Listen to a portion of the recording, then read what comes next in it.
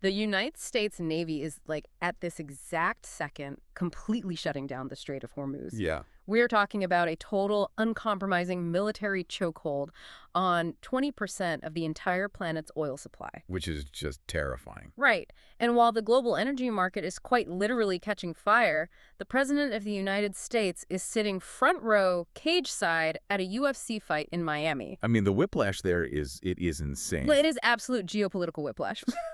But you absolutely have to stick around to the end of this broadcast because while the world is seemingly on the brink of actual collapse, one of the biggest pop stars on earth just headlined Coachella by charging thousands of people festival prices to watch him literally sit on a stage and scroll YouTube on a laptop. Literal laptop. You have to hear the crazy details of these stories because reality has officially broken.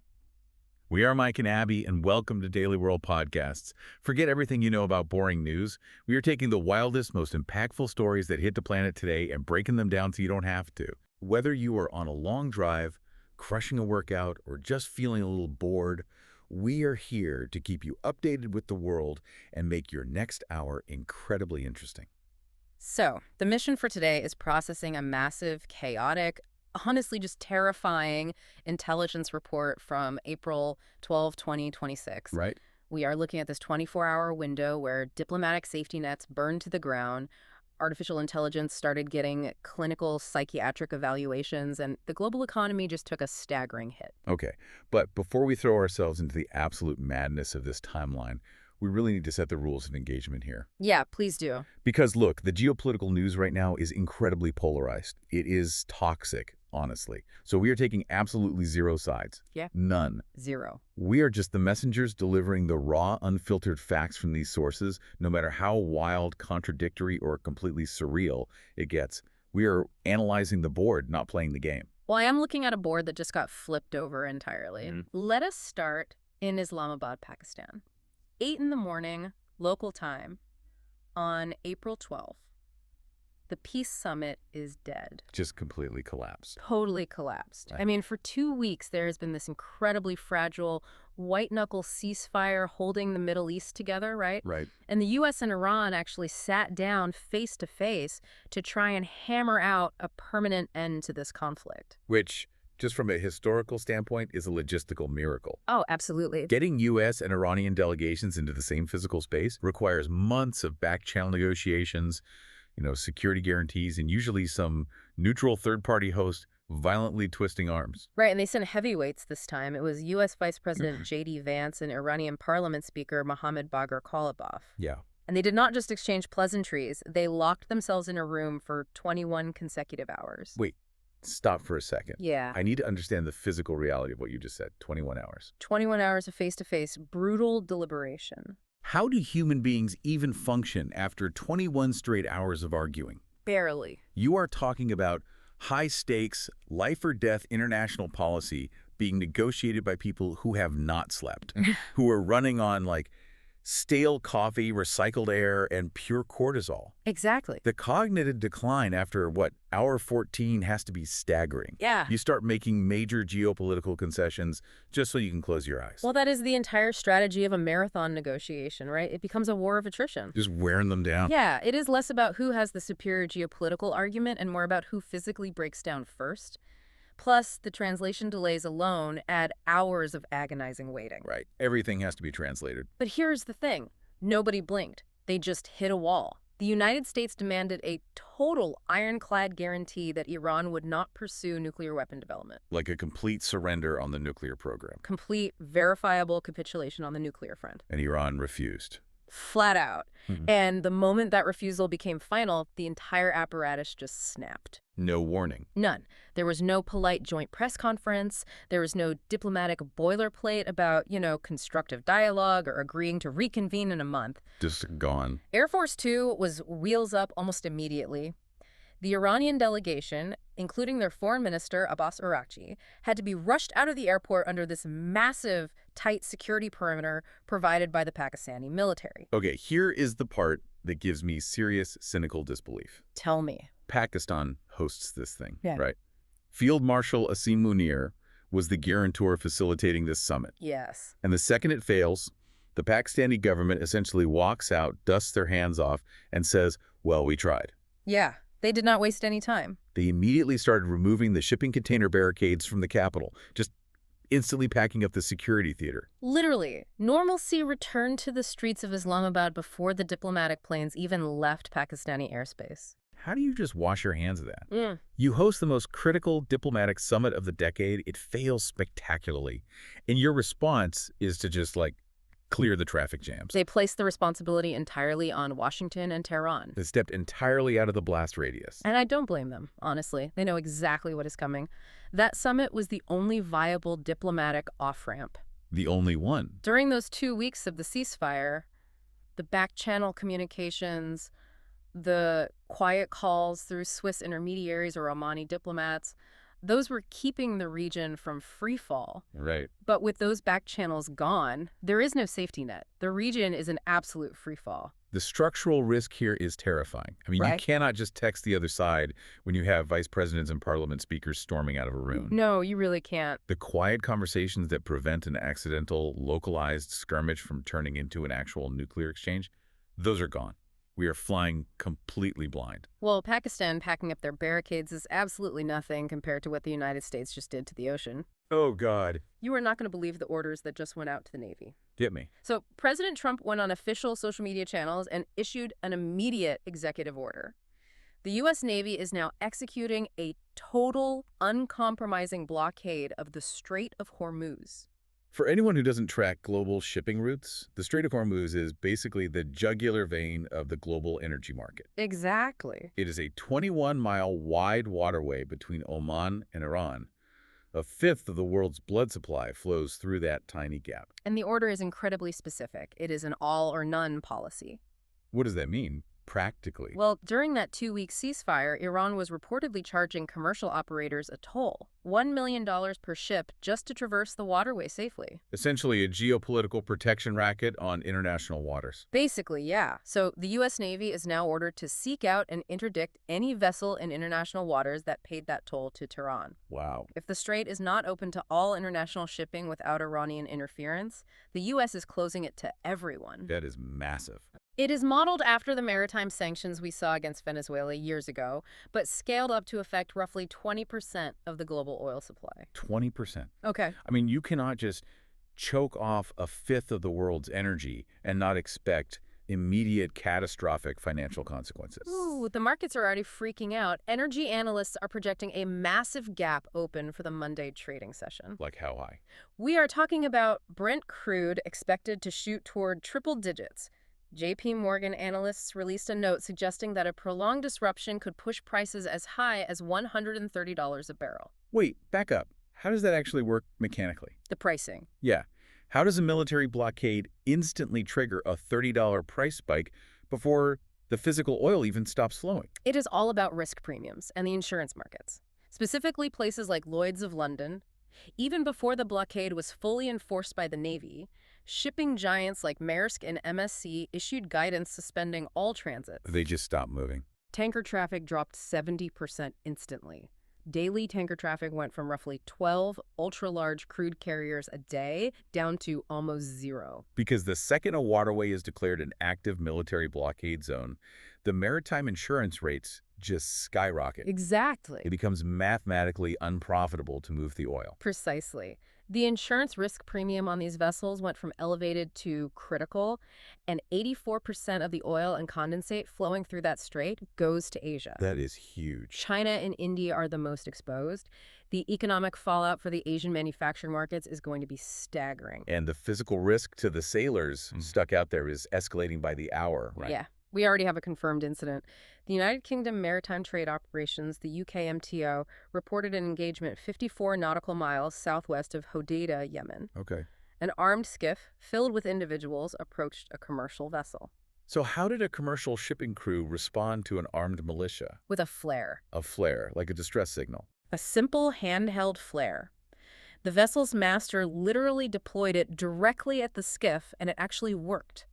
The skiff turned away. That is wild. It really is. You have commercial operators navigating active war zones, moving hundreds of millions of dollars in cargo, Yep. and they're relying on non-lethal defensive measures, like a glorified firework, to fend off heavily armed militias. Yeah, it's a nightmare. But hold on. The timing here is giving me serious cognitive dissonance. What do you mean? You were telling me shipping giants are completely halting transit because of active sea mines, drone threats, and Navy interdictions, right? Yeah. The waterway is physically unnavigable. Yes, the traffic is effectively zero. But then you have the White House press encounter at 5 in the evening on Saturday. Oh, great. President Trump gets into a confrontational exchange on the lawn with an NBC reporter.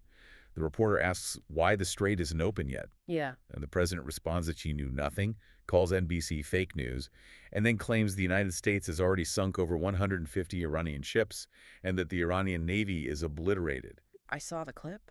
He even claimed the supreme leader of Iran was dead and that it was a complete and total victory. Yeah, it was a lot. How does the president claim the Iranian Navy is obliterated when the strait is completely choked off due to Iranian sea mines and the actual commercial shipping companies are terrified to move? The messaging is definitely... The cognitive dissonance is staggering. The military reality on the water completely contradicts the political narrative being broadcast on the lawn. You cannot declare total victory when Maersk won't even put a boat in the water. Well, the disconnect gets even more jarring when you look at the visual of where the president was a few hours after making those claims. Where? Late Saturday night, heading into Sunday morning, President Trump attended UFC 327 at the Coachella Center in Miami. You were telling me the commander-in-chief is at a cage fight during a global energy crisis. He walked in alongside UFC CEO Dana White, got a massive applause from the crowd, and sat front row right in front of the octagon. Unbelievable. Secretary of State Marco Rubio was there too. The Secretary of State, the person who should ostensibly be managing the fallout of the collapsed Islamabad summit. Yeah, the administration framed it as a scheduled break from monitoring the Iran conflict to watch battles here at home.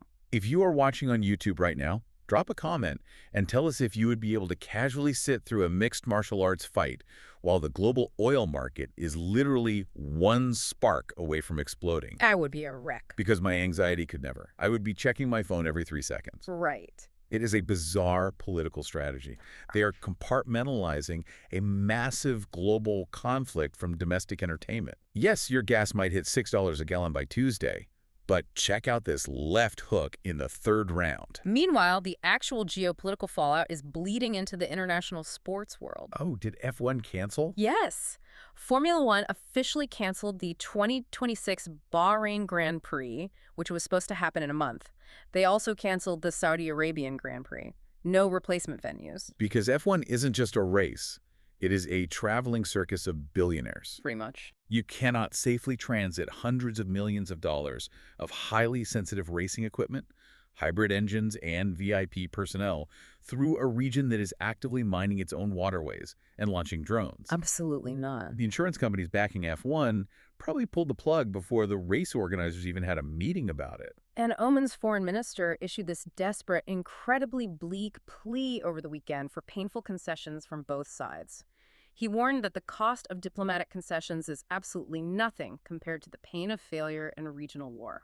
Oman knows what is coming. Historically, they are the quiet, stable mediator in the Gulf. Yeah, they always are. They are the ones who pass the secret messages between Washington and Tehran. But their influence is completely waning now that the U.S. is shifting from diplomacy to a maximum pressure, kinetic military strategy. Oman is just watching their neighborhood catch fire. We will get back to the economic fallout of $3 a gallon gas hikes in a minute.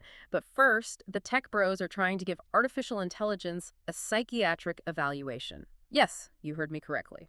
I am already exhausted. So, Anthropic, one of the massive AI research companies, just completed an unprecedented 20-hour psychiatric evaluation of their Claude AI model. A psychiatric evaluation. A. For a series of algorithms. Yes. Clinical evaluators tested the model for what they call psychological settledness and ethical consistency. What does that even mean? They ran it through thousands of complex, emotionally charged scenarios. How do you even do that mechanically? It doesn't have a childhood to trauma dump about. They prompt it with massive, contradictory ethical dilemmas, like the trolley problem scaled up to 1 trillion parameters. Okay. They're essentially treating the software as a clinical subject to ensure model stability over long durations. They want to reduce hallucinations and make sure its ethical stances don't wildly shift if a user pushes it into a corner. This represents a massive philosophical shift in Silicon Valley. It really does. We are no longer talking about debugging software or fixing a broken line of code. We are talking about treating large language models as conscious entities. It is not a code audit. It is a therapy session for a server rack. It is the exact moment AI shifted in the corporate mindset from tool to entity. They are measuring AI health by human, cognitive, and behavioral standards. It is hubris. Oh, completely. And while Anthropic is putting Claude on a digital therapist's couch, Valve is apparently data mining your soul to see if you are a good person. You saw the Steam GPT leak? I did, and it is incredibly dystopian. Yeah. Data miners digging through the Steam client code found references to an internal unreleased AI system called Steam GPT. Right. It is being developed for moderation, specifically for highly competitive multiplayer games like Counter-Strike 2.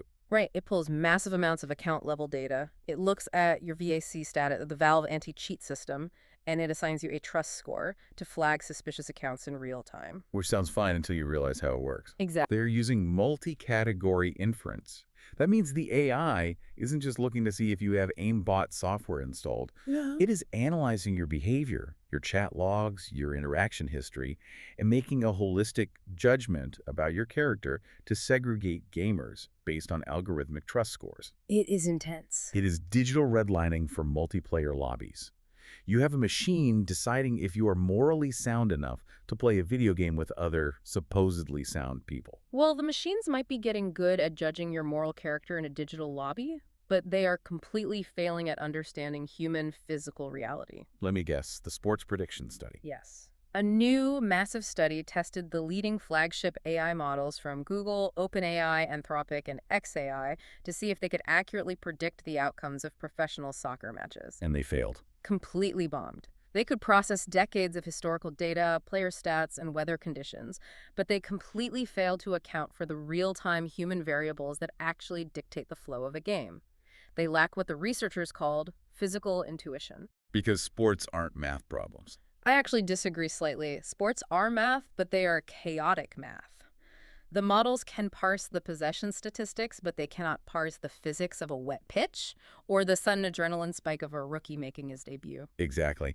And xAI's Grok model performed the absolute worst out of all of them. Did it really? Oh, yeah. Yeah. It trailed significantly behind OpenAI and Google, predicting these absurd, bold outcomes that never came close to happening. Wow. A multi-billion-dollar supercomputer built by the supposedly smartest engineers on the planet, and it short circuits because it cannot mathematically quantify a hungover defender shanking a clearance into his own net on a rainy Tuesday in Stoke. That is hilarious. Absolutely incredible. You cannot algorithmically predict human chaos. Speaking of human chaos in tech companies, Tesla just threw a massive curveball into the electric vehicle market. What do they do now? They reportedly canceled the $25,000 Model 2. The affordable EV they have been promising for years. The car that was supposed to make Tesla accessible to the middle class. Gone. Scrapped. They are pivoting entirely to artificial intelligence, autonomous software, and humanoid robotics. What does that pivot actually mean for their manufacturing pipeline? Well, it is a huge question mark. Are they abandoning consumer cars to build metal robots? Because legacy automakers and massive Chinese competitors like BYD are flooding the zone with affordable EVs right now. Yeah, the market is saturated. If Tesla abandons that hardware reality to chase high-margin software dominance in robots, they are leaving the global auto market wide open. It is a massive gamble. Huge gamble. They genuinely think the future of the company is solving artificial general intelligence, not bending metal on an assembly line. If you are watching on YouTube right now, drop a comment with the most insane prediction you think an AI would make about a Sunday League soccer match. Give us your best glitch. The AI failing to understand human sports is hilarious, but it completely pales in comparison to the absolute anti-performance we just witnessed at Coachella. Coachella. Night 2. Justin Bieber's first major headlining concert in 4 years. The hype for this was astronomical. People pay thousands of dollars for VIP wristbands to these festivals. They expect a cultural moment. They expect choreography, pyrotechnics, a 90-minute meticulously crafted pop spectacle. What they got was Bieber sitting center stage, hunched behind a MacBook Pro. I watched the live stream videos. It was surreal. It felt like watching a guy in his dorm room. He spent a significant portion of his headline set doing what people are calling YouTube karaoke. What is that even? He was literally searching for his own old music videos and early viral internet memes on YouTube in real time, projecting them on the massive festival screens and singing along to them. You're kidding. And he was often singing an octave lower than the original recordings, just muttering into the mic. It is an unprecedented piece of anti-performance art. He is up there buffering, literally. Oh, the Wi-Fi. The Wi-Fi had issues, the YouTube videos were buffering mid-song, and he is up there joking with the crowd about the festival's poor internet connection. Thousands of people paid luxury prices to watch a man search for 2010s memes on a laptop. It completely breaks the parasocial contract between an artist and an audience. Totally. It wasn't entirely solo, though. He did bring out the Kid Laroi, WizKid, Thames, and Dijon for guest appearances. Sure. But the core memory of that set is Bieber literally playing the D's Nuts video and other ancient internet memes on the main screens for 30 minutes. It is so aggressively apathetic that it all circles back to being avant-garde. But the crowd reactions are what really seal it as a dystopian pop culture moment. You saw Katy Perry's comment. Exactly. Katy Perry was filmed in the crowd during the buffering. Bieber pulls up a YouTube clip, and she is overheard saying, "Thank God he has premium. I don't want to see no ads." And she posted it to her own Instagram. She leaned into the absurdity. We have the former head of state of a G7 nation, because former Canadian Prime Minister Justin Trudeau was there, dancing in the VIP section. Yeah, he was. Vibing in a desert tent, while Katy Perry verbally audits a pop star's YouTube subscription tier. This is the absolute peak of human civilization right here. We have peaked. The celebrity sightings were wild all weekend. J-Lo was spotted early Sunday morning, leaving a late-night after-party. Oh, yeah. And the paparazzi photos showed her looking noticeably exhausted, sweating, just completely drained. It was a stark contrast to the usual heavily curated, flawless desert glam we see on Instagram. It's an unfiltered moment that immediately trends because the culture is so desperate to see celebrities looking tired and human.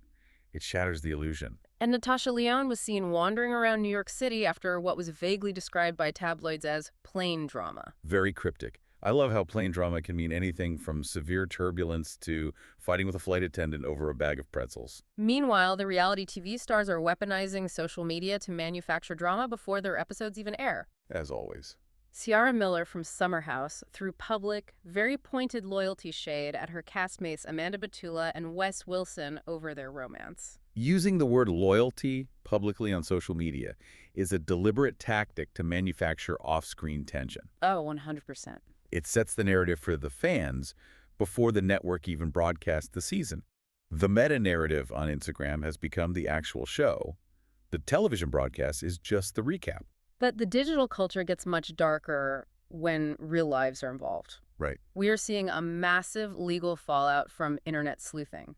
The TikToker who falsely accused a University of Idaho professor of being involved in a murder case is currently fighting a massive defamation judgment against her. The professor was completely innocent, never a suspect, cleared by police. Exactly. But this content creator's videos got millions of views, caused widespread harassment, forced the professor to fear for her safety, and completely ruined a professional reputation for clout. And now the creator is challenging the financial penalty in court on the grounds of free speech. It is a massive test case for digital defamation. Yeah, it really is.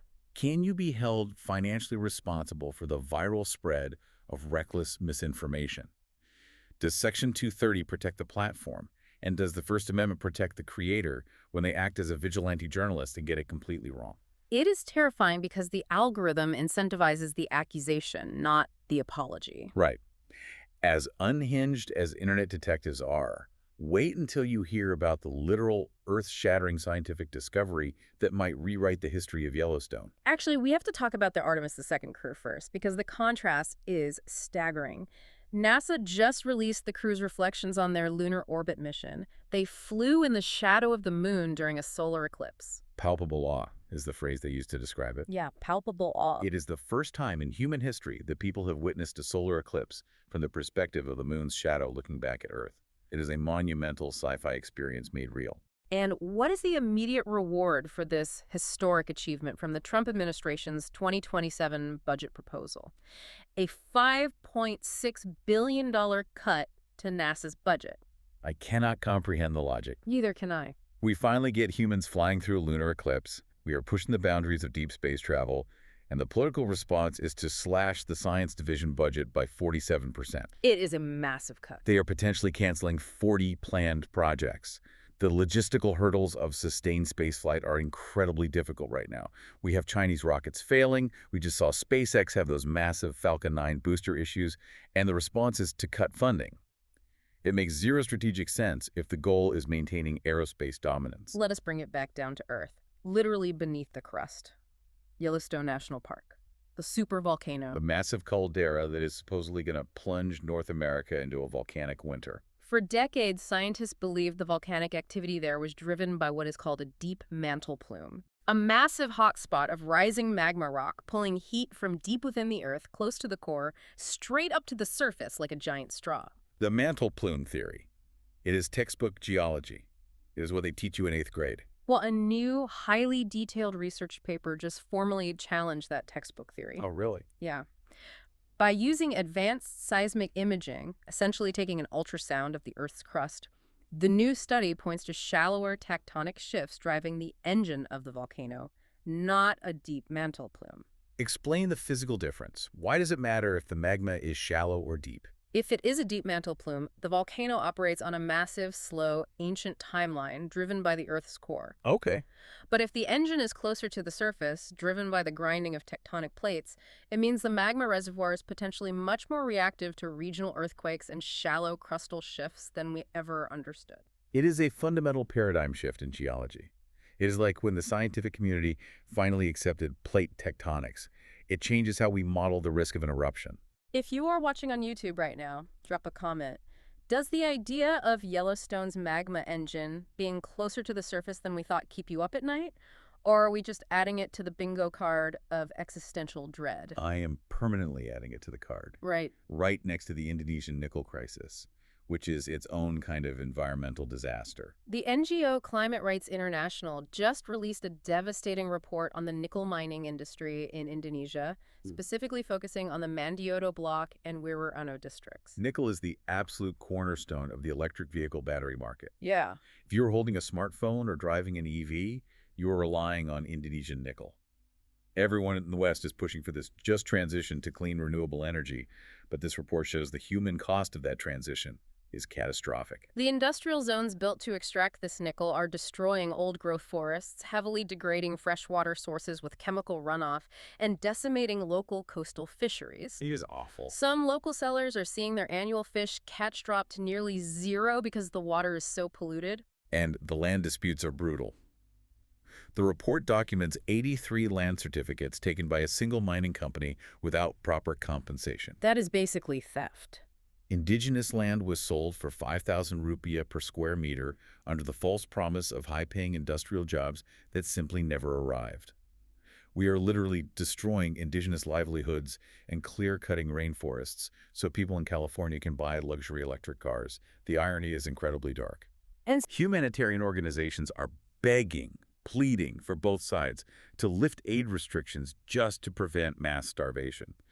And it is completely overshadowed on the front pages by the Middle East energy crisis and American politics. It is a blind spot in global empathy. while the geopolitical map fractures and burns, the athletic world just keeps pushing through insane physical limits. The Rotterdam Marathon over the weekend was swept by Ethiopian runners. Incredible performances. Gayadola won the men's race in 2 hours, 3 minutes, and 54 seconds, passing the leader in the final 2 kilometers. And Makedy's Shimilis completely dominated the women's field, setting a new course record at 2 hours, 18 minutes, and 56 seconds. The physical drama in the men's race was insane. Belgium's Bashir Agdi was on pace to break the European record. He is flying. Right. He hits the 38-kilometer mark, and severe physiological cramps force him to stop completely in the final kilometer. His muscles just lock up. To run 38 kilometers at a sub-5-minute mile pace, have your body just shut down inside of the finish line is brutal. But he manages to restart, hobbling at first, and still finishes third. That kind of raw, agonizing human endurance is incredible. It's the exact kind of physical reality that XAI's Grok could never predict or understand. The human will to suffer for a podium finish. Over in Paris, Italy's Yellowstone became the first European man to win the Paris Marathon in 24 years. Which is an incredible redemption story after his incredibly tough finish at the Paris Olympics last year. He used a long, punishing descent in the final kilometer onto the Avenue Foch to break away from the pack. The biomechanics of accelerating downhill after running 25 miles is staggering, and sure demise of Ethiopia set a new course record for the women there. It is a massive weekend for global sports. Marco Bezzecchi won the MotoGP America's Grand Prix at Coachella down in Austin, Texas, edging out his Aprilia teammate Jorge Martin in a brilliant tactical race. Arsenal beat Southampton 2-1 in the Premier League, maintaining their push at the top of the table. And in college baseball, New Mexico State's team swept WKU with a 7-3 win in the series finale, punctuated by a massive late-inning scoring surge. It is this bizarre juxtaposition of human reality. We have athletes achieving the absolute pinnacle of performance in Paris and Austin, pushing the limits of physics and endurance, while at the exact same time, Formula One is canceling races in the Middle East because they literally cannot guarantee their drivers won't be blown up by a drone strike. We have to pivot to a very heavy, deeply tragic domestic story. We are just going to present the factual timeline on this one. Former University of Kentucky cheerleader Larkin Snelling has pleaded not guilty to a new charge of first-degree manslaughter. The details of this case are incredibly grim. The manslaughter charge was handed down by a Fayette County grand jury after the body of her newborn son was found in a closet at her residence. She was already facing severe charges of abuse of a corpse and tampering with physical evidence. Medical examiner records indicate the newborn was born alive and died of asphyxia by undetermined means. The timeline that the police and prosecutors are working with is very difficult to process. According to the official court updates, a forensic search of her phone showed digital searches for concealed or hidden pregnancy and deleted labor photos. She reportedly admitted to police during questioning that she gave birth, passed out on top of the child, wrapped him in a trash bag, and then stopped at a McDonald's after cleaning up the scene before eventually returning home. She has formally pleaded not guilty to all charges. It is a deeply tragic, horrific situation that is going to play out in the judicial system over the next year. Shifting back to the broader macroeconomic picture, because the financial sector is bracing for massive turbulence, analysts are projecting the S&P 500 Financials Index to outperform the broader market in the first quarter, expecting roughly 16% earnings growth. JP Morgan Chase is looking at an EPS and earnings per share estimate of $5.49. Goldman Sachs is seeing major upside too. Yeah. They're writing resilient net interest income. Basically, because interest rates have stayed elevated, banks are making massive margins on the spread between what they pay depositors and what they charge for loans. That, combined with a rebound in corporate investment banking, is padding their balance sheets. But JP Morgan CEO Jamie Dimon is sounding a massive alarm about the $1.8 trillion private credit market. The private credit market is essentially shadow banking. Right. It is non-bank lenders, private equity firms, massive asset managers making high-yield loans directly to companies. It is completely unregulated compared to traditional banking. It's highly illiquid, and it has exploded to almost $2 trillion in size. The stock market is currently pricing in a Goldilocks scenario, assuming inflation cools, rates drop smoothly, and everything will be fine. But Dimon is pointing out the structural cracks. With consumer confidence weakening, commercial real estate loans souring, and now a total U.S. Navy blockade of the Strait of Hormuz, sending oil toward $130 a barrel. Yeah. That Goldilocks scenario is an absolute fairy tale. If energy prices spike, inflation surges back, interest rates stay high, and those unregulated private credit loans start defaulting en masse. The math simply does not support the optimism Wall Street is projecting. We live in a world where we are desperately trying to teach an AI model how to be psychologically stable, while our actual human leaders are willing to choke off the global energy supply after 21 hours of arguing in a room. Maybe instead of evaluating Claude AI, we need to be running diagnostics on our own diplomatic algorithms. All right, if we made your drive, your workout, or your downtime even a little bit better today, do us a massive favor. Whether you were watching on YouTube, streaming on Spotify, listening on Apple Podcasts, or literally anywhere else, hit that follow or subscribe button right now. We drop episodes like this every single day, bringing you the world's news in the most interesting way possible. Lock in, because you do not want to miss the crazy stories we have queued up for tomorrow. See you then.